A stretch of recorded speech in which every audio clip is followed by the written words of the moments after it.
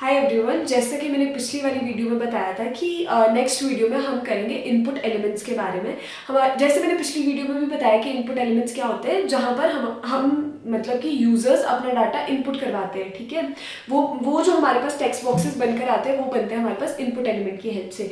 अब हमने जैसे पिछली वीडियो में किया input type equals to text, वो तो ऑब्वियसली समझ ही आ गया होगा कि अगर हमें टेक्स्ट इनपुट करवाना है तो हम क्या करते हैं, input type equals to text का यूज़ करते हैं। फिर हमारे पास एक चीज़ होती है input type equals to number. अब अगर हम इसको प्रैक्टिकली देखें, सबसे पहले हमें VS कोड ओपन करना है, एक नई फाइल क्रिएट करनी है। अब हमें इसे सेव कर देना है एज फॉर्म 1.html। सेव कर दी। सबसे पहले जो बेसिक सिंटेक्स है वो लिखा। अब हमें क्या करना है, एक फॉर्म बनाना है। सबसे पहले तो हम फॉर्म एलिमेंट ले लेंगे। ठीक है, एक्शन में हमें हैश देना है। उसके बाद हमें एक सिंपल फॉर्म बनाना है, ठीक है, जिसमें कि हम सारे इनपुट टाइप्स का यूज़ करेंगे। तो सबसे पहले हमने बनाया था एक, जैसे हम सबसे पहले बनाएंगे नेम के लिए, तो हमने क्या किया, लेबल किया और नेम, यहाँ पर भी हमने दे दिया नेम।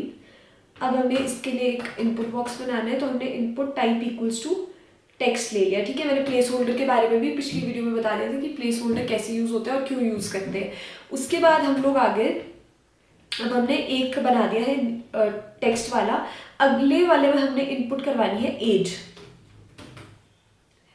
तो यहाँ पर हमने नेम की जगह एज कर दिया। अब input type equals to text. अब यहाँ पर क्या होगा कि जो एज है वो होती है हमारे पास नंबर्स में, तो हम क्या करेंगे, हम यहाँ ले लेंगे input type equals to number. अब इसका आउटपुट हम चेक करेंगे। हमने ये रन किया क्रोम पर, और जो इसका आउटपुट हमें दिखा रहा है ना, यहाँ पर ये दो एरोज दिखा रहे हैं। ये क्या कर रहा है, अगर हमें नंबर इंक्रीज करना है या फिर डिक्रीज करना है हम इससे कर सकते हैं, लेकिन एज कभी भी नेगेटिव में नहीं हो सकती ऑब्वियसली। तो हम यहाँ पर क्या करेंगे, हम मिनिमम लगा देंगे, मिनिमम इक्वल्स टू 1, कि आपकी जो मिनिमम एज है वो 1 तो होगी ही। तो हम यहाँ पर क्या करेंगे, अब हमने मिनिमम लगा दिया, तो वैल्यू इंक्रीज कितनी भी हो सकती है, लेकिन डिक्रीज वो 1 से नीचे नहीं जाएगी। ठीक है, नेगेटिव में कभी एज नहीं हो सकती, इसलिए हमने मिनिमम लगा दिया, मिनिमम वैल्यू इक्वल्स टू 1। अब यहाँ पर क्या होगा कि हमारी जो वैल्यू है वो 1 से नीचे नहीं जाएगी। अब हम क्या करेंगे, अगर हमें, अब हमने इनपुट एलिमेंट्स की बात करी, तो सबसे पहले आता है हमारे पास रेडियो बटन। रेडियो बटन का हम यूज़ क्यों करते हैं, अगर हमारे पास बहुत सारी चॉइसेस है लेकिन हमें चूज करना है कोई एक ही, तो हम यहाँ पर क्या करेंगे, हमने एक डिव बना लिया। ठीक है, अब हमारे पास हमें 3 लैंग्वेजेस है, हमें 3 लैंग्वेजेस में से कोई एक चूज करनी है, तो हम क्या करेंगे, हम रेडियो बटन्स बनाएंगे। तो सबसे पहले हम क्या करते हैं, input type is equals to radio, यहाँ पर हमें देना होता है नेम इज इक्वल्स टू, जैसे कि हमने क्या करना था, यहाँ पर लैंग्वेज सिलेक्ट करनी है। ठीक है, सबसे पहले तो हम इसमें एक लेबल भी दे देते हैं कि लेबल हमें क्या सिलेक्ट करना है, लैंग्वेज। तो हम दे देंगे यहाँ पर सिलेक्ट योर लैंग्वेज।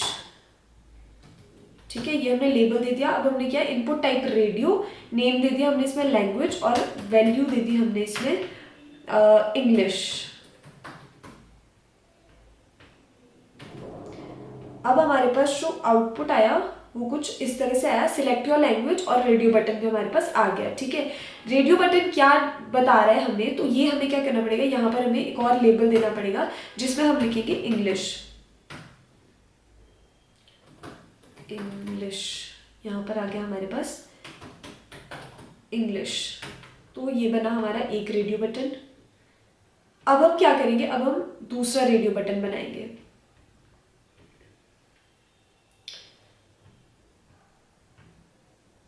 सेम ही बनेगा, तो हम इसको ही कॉपी करेंगे। अब हमने यहाँ पर क्या किया, इंग्लिश की जगह हमने कर दिया हिंदी, लेबल में भी दे दो हिंदी, और फॉर हिंदी। अब जब हम इसका इसका आउटपुट चेक करेंगे तो हमारे पास क्या होगी, दो ऑप्शन होगी, इंग्लिश या फिर हिंदी। हमें एक सिलेक्ट करनी है, या तो इंग्लिश या फिर हिंदी, ठीक है। उसके बाद अगर हमें एक चेक बॉक्स बनाना है जिसमें कि हमें 2 लैंग्वेजेस सिलेक्ट करनी है, ठीक है, तो वो हम कैसे बनाएंगे। सबसे पहले तो हम क्या करेंगे, यही सेम डिव हम कॉपी कर लेंगे, ठीक है। इसमें हमारे पास लेबल दिया हुआ है कि सिलेक्ट योर लैंग्वेज, ठीक है, लेकिन ऊपर क्या था, हमारे पास रेडियो बटन्स थे। अब अगर हम बात करें हमारे पास चेकलिस्ट की, तो चेकलिस्ट में हम क्या करते हैं कि जो भी हमारी चेकलिस्ट होती है, मतलब कि अगर हमारे पास कोई 2 ऑप्शन है या फिर 3 ऑप्शन है, ठीक है, हम चाहते हैं कि एक से ज़्यादा अगर हमें ऑप्शन चूज करनी है तो हम चेक बॉक्सेस का यूज़ करते हैं। तो अगर हम इसको प्रैक्टिकली देखें, हमने क्या किया था, हमने एक पहले रेडियो बटन्स के लिए बनाया था, अब हमने क्या किया, उसको सेम कॉपी कर दिया, ठीक है, लेकिन इनपुट टाइप इक्वल्स टू हमने कर दिया चेक बॉक्स। यहाँ पर हमने कर दिया चेक बॉक्स। तो जब हम इसका आउटपुट चेक करेंगे तो हमारे पास क्या होगा, हम इन दोनों लैंग्वेजेस को हम सिलेक्ट कर सकते हैं एक साथ। इसके लिए हम यूज़ करते हैं चेक बॉक्सेस का। अगर हमारे पास मल्टीपल ऑप्शंस है और हम मल्टीपल चॉइसेस करना चाहते हैं तो हम चेक बॉक्स का यूज़ करते हैं। अगर हमारे पास मल्टीपल ऑप्शंस है लेकिन कोई एक ही वैल्यू हमने चूज़ करनी है, या कोई एक ही लैंग्वेज या फिर कोई भी एक ऑप्शन हमें चूज़ करनी है, तो हम क्या करते हैं, रेडियो बटन्स का यूज़ करते हैं। उसके बाद अगर हम बात करें नेक्स्ट इनपुट टाइप की, तो वो है हमारे पास सबमिट बटन, जो कि हमने पिछले क्वेश्चन में भी हमने कर लिया था सबमिट बटन, लेकिन हम यहाँ पर भी दोबारा से करके देखेंगे कि सबमिट बटन कैसे वर्क करता है, ठीक है।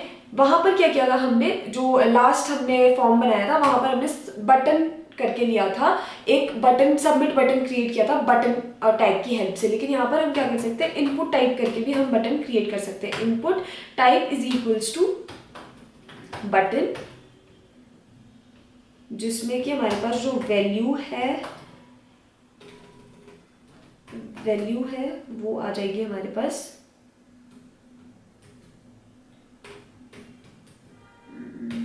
वैल्यू हमारे पास आ गई सबमिट। तो हमारे पास क्या हुआ, एक सबमिट बटन क्रिएट हो गया यहाँ पर, ठीक है। लास्ट हमारे पास जो इनपुट टाइप आता है वो आता है हमारे पास, लास्ट जो हमारे पास इनपुट टाइप है वो है हमारे पास सिलेक्ट, ठीक है। अगर हम चाहते हैं कि हमारा जो फॉर्म है उसमें हमारे पास 4-5 ऑप्शंस हो सिलेक्ट करने की, जैसे लैंग्वेजेस ही है, तो कई बार क्या होता है, हमारे पास एक ड्रॉप डाउन मेन्यू बन के आता है जिसमें कि हमें क्या करना होता है, सिलेक्ट करना होता है कोई भी एक ऑप्शन, ठीक है। तो वो हम कैसे करते हैं, हमें पहले एक डिव क्रिएट करना है, उसके बाद हमें सिलेक्ट करना है, सिलेक्ट का यूज़ करना है, सिलेक्ट टैग का। उसके बाद select name is equals to language ID equals to lng। उसके बाद हमें क्या करना है, सिलेक्ट टैग के विद इन हमें देनी है ऑप्शंस। तो हमने दी option value is equals to, सबसे पहले हमने दे दी हिंदी। अब हमने क्या किया, ऑल्ट शिफ्ट और डाउन बटन प्रेस करा और हमारे पास क्या 2-3 सेम ही चीज़ें कॉपी होकर आ गई। अब हमें क्या करना है, हमने सिर्फ यहाँ पर लैंग्वेजेस चेंज करनी है, जैसे कि यहाँ लिख दिया हमने इंग्लिश,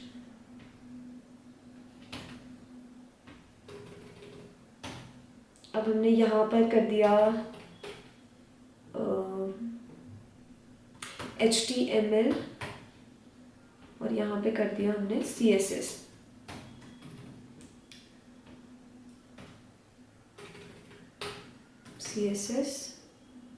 और HTML।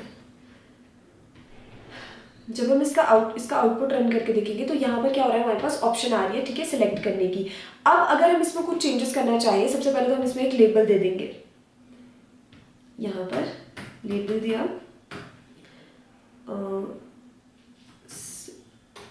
लैंग्वेज और यहाँ पर हम दे देंगे सिलेक्ट योर लैंग्वेज।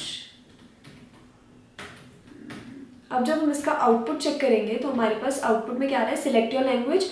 अब हमारे पास यहाँ पर लैंग्वेजेस आ रही है, लेकिन इसमें पहली जो लैंग्वेज आ रही है वो आ रही है हिंदी बाय डिफॉल्ट। लेकिन हम चाहते हैं कि हमारे पास बाय डिफॉल्ट हिंदी ना आए, लेकिन वहाँ पर लिख कर आए कि हमें सिलेक्ट करना है, ठीक है। तो हम क्या करेंगे, एक सेम बना देंगे जैसे हमारे पास जो ऑप्शंस थी, हमारे पास 4 ऑप्शन थी, हिंदी, इंग्लिश, HTML और CSS। ठीक है, इसमें ही हम एक और ऑप्शन बनाएंगे जिसमें हम लिखेंगे सिलेक्ट, जो कि बनाएंगे हम स्टार्टिंग में। फर्स्ट ऑप्शन जो होगी हमारी वो होगी सिलेक्ट। तो जब हम इसको रन करके देखेंगे तो हमारे पास क्या आ रहा है, सिलेक्ट आ रहा है लिख के। ठीक है, हमें क्या करना है, सिलेक्ट करना है। जो भी लैंग्वेज हम सिलेक्ट करेंगे वो हमारी यहाँ से इनपुट हो जाएगी। अब जैसे हमारे पास नेम था, यहाँ पर हम कोई भी टेक्स्ट एंटर कर सकते हैं। उसके बाद हमारे पास एज थी, ये हम यहाँ से इंक्रीज डिक्रीज भी कर सकते हैं या फिर बाय डिफॉल्ट भी हम डाल सकते हैं। जैसे मैंने 16 डाल दी। ठीक है, फिर आता है सिलेक्ट योर लैंग्वेज, जैसे कि आपने इंग्लिश सेलेक्ट करा या फिर हिंदी, दोनों में से कोई एक ही लैंग्वेज सेलेक्ट होगी क्योंकि यहाँ हमने क्या यूज़ किया, रेडियो बटन्स। उसके बाद हमारे पास आता है चेक बॉक्स। चेक बॉक्स में हमने क्या किया, हम चाहे तो इंग्लिश और हिंदी दोनों को सिलेक्ट कर सकते हैं। अब उसके बाद आता है हमारे पास सबमिट बटन, जिससे कि हमारा डायरेक्टली सबमिट हो जाएगा डाटा। और लास्ट में हमने किया था कि सिलेक्ट कैसे करनी है। अगर हम चाहते हैं कि हमें एक ड्रॉप डाउन लिस्ट बनकर आ जाए जिससे कि हम अपनी ऑप्शन सिलेक्ट कर सके, तो हम क्या यूज़ करते हैं, सिलेक्ट टैग का यूज़ करते हैं, जिसमें कि हम ऑप्शंस देते हैं। जैसे कि हमने यहाँ दिया है हिंदी, इंग्लिश, HTML, CSS, और इसमें से हम लोग एक लैंग्वेज सिलेक्ट करेंगे और इसको सबमिट कर लेंगे। So that's all about this video. Thank you.